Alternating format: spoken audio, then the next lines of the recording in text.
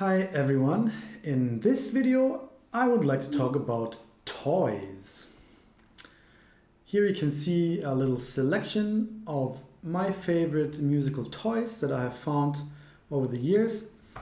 But this is of course only an example of what's possible. Even in my own collection I have many more toys that I'm not showing in this video. I just wanted to give you an idea of the musical qualities of toys in general. I'm always looking for sounds everywhere I go. This can be on the flea market or in the hardware store or in the toy store. And if I found an object that has good sound quality to it, I take it along and add it to my collection.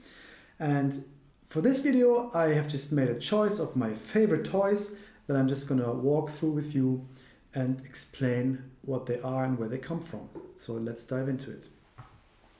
The first one in the back here is a sort of baby toy that I have stolen from my daughter when she was really little. Of course, this is meant for stacking, but while playing with her, I discovered that those cubes have a very nice sound to them. So different pitches and the same sort of sound quality. I've been using this a lot in the electronic dance music context.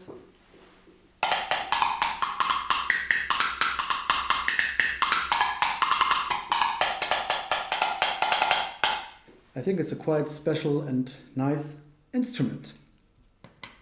The next one right here is something that I just bought recently. Again, it's actually my daughter's. It's a dog toy actually for chewing on, which produces a funny sound.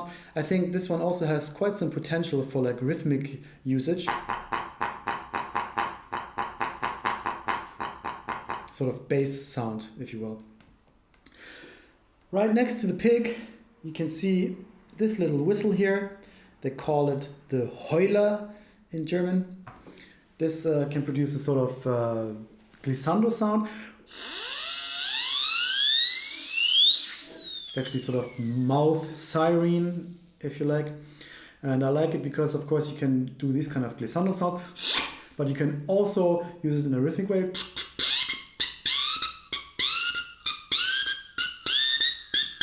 A little bit of a 90s techno vibe to it.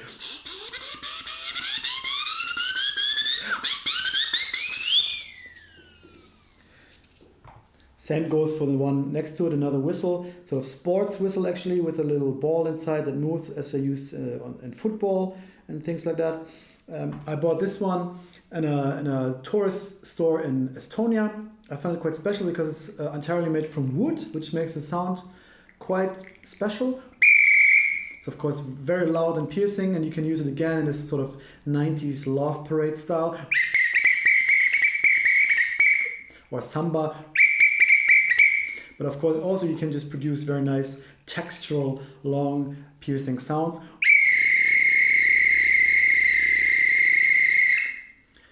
Quite nice one, I think. Next to that you can see over here a so-called Knackfrosch in German. So like a sort of cracking frog. Actually, it's not a frog, it's a crocodile in this case, but on the back side you can see if you push here, it produces a sort of cracking sound. This is actually an established percussion instrument by now, since it has been used by Helmut Lachenmann quite a lot. It always gives you two sounds actually. But still, knowing that you can notate it pretty precisely rhythmically. I think it's also a similar thing is being used to call dogs. So I came across this sound actually a couple of times in the contemporary music literature. So I would call this an actual real percussion instrument by now.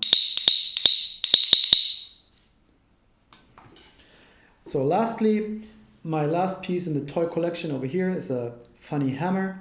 This one I bought in a party store in Copenhagen, I believe. I just discovered it had 3 different sounds that were quite funny and special. And I'm going to show you. So it's the hammer itself. It has 2 different pitches, which again I think are quite tempting to use in sort of electronic dance music environment. And it also has a whistle on top. So 3 sounds and just one little hammer. Quite special, that's why I bought it. And now it's part of my toy collection. So this is it, my selection of favorite toys.